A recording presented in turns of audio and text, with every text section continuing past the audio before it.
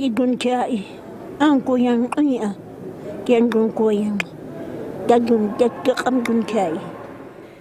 Iso is the last surviving fluent speaker of Ngqu, a language believed to be over 20,000 years old. It's considered to be one of the most endangered languages in the world. Amongst the Khoi and San languages, as UCT, we have chosen Khoekhoegowab and Ngqu. We've chosen Khoekhoegowab because as UCT, we piloted with that language. That is one of the Khoi and San languages in the previous years. And then Ngqu is chosen because we only have one surviving speaker of that language, and we have conferred an honorary degree, a doctorate, to Dr. Omar Katrina, the only living legend of that language. A Cape Town-based linguistic heritage activist says because not one of the Khoi or San languages are official in South Africa, it's important that universities and institutions of education make space for its development and retention. It's not only used for people to speak these languages, but it must become a livelihood. So we need people to start writing books, storybooks, even creating content for television, so that the languages can be seen. We need youngsters to be interested in this. And one way of making youngsters interested is also by creating job opportunities for people to use this language.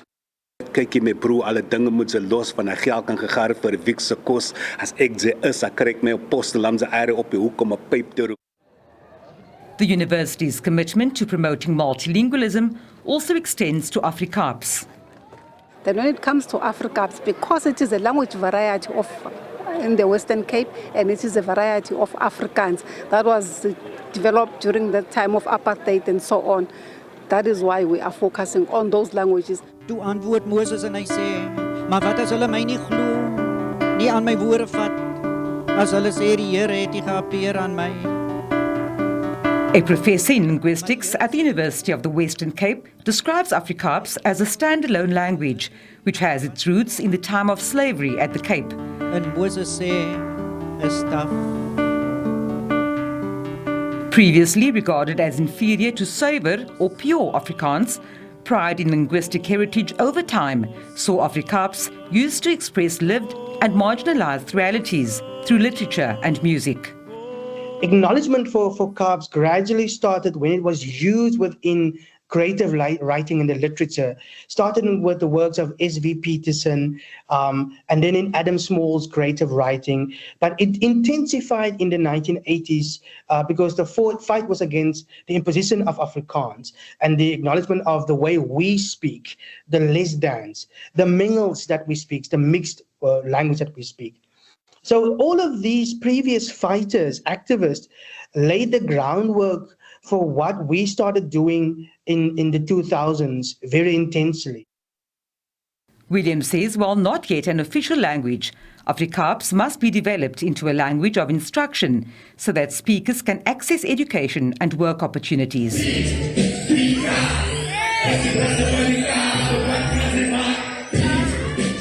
Afrikaaps' popularity has also been boosted over the past few decades through music, with local hip-hop groups shining a spotlight on it through their work. That is the beauty of the language, and also the way it's kind of being embedded within, I would say, local or modern day hip-hop music.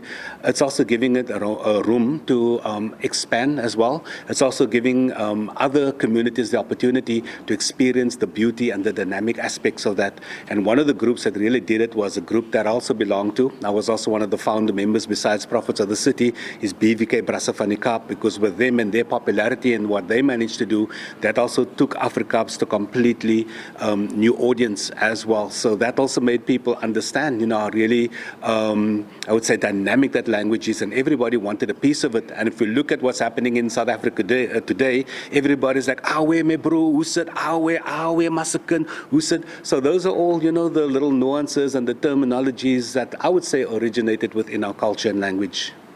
Maar toch loop ons minigtes met ons gebrikte hippies. The promotion and development of indigenous and marginalized languages is regarded as crucial to the protection of cultural identity and preservation of linguistic heritage. Vanessa Puna, SABC News, Cape Town.